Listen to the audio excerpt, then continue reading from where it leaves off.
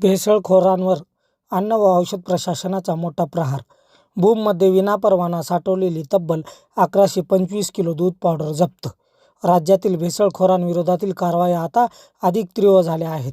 अन्न व औषध प्रशासनाने आयुक्त तुकाराम मुंढे यांच्या मार्गदर्शनाखाली सुरू असलेल्या विशेष मोहिमेत धाराशिव जिल्ह्यातील भूम येथे मोठी धडक कारवाई करण्यात आली आहे. अन्न व औषध प्रशासनाच्या पथकाने छापा टाकत विनापरवाना साठवून ठेवलेली तब्बल 1125 किलो दूध पावडर जप्त केली. या कारवाईत 61 बॅगमधील सुमारे 2,11,000 रुपयांचा मुद्देमाल ताब्यात घेण्यात आला. प्राथमिक तपासात ही दूध पावडर बाळासाहेब घोडके यांनी कोणतीही वैध परवानगी न घेता साठवून ठेवल्याचे निष्पन्न झाले आहे. संबंधित प्रकरणी पुढील कायदेशीर कारवाई सुरू असून संपूर्ण प्रकरणाची सखोल चौकशी करण्यात येत आहे. या धडक कारवाईमुळे भूम परिसरात एकच खळबळ उडाली असून भेसळ आणि बेकायदेशीर अन्नसाठा करणाऱ्यांमध्ये भीतीचे वातावरण निर्माण झाले आहे.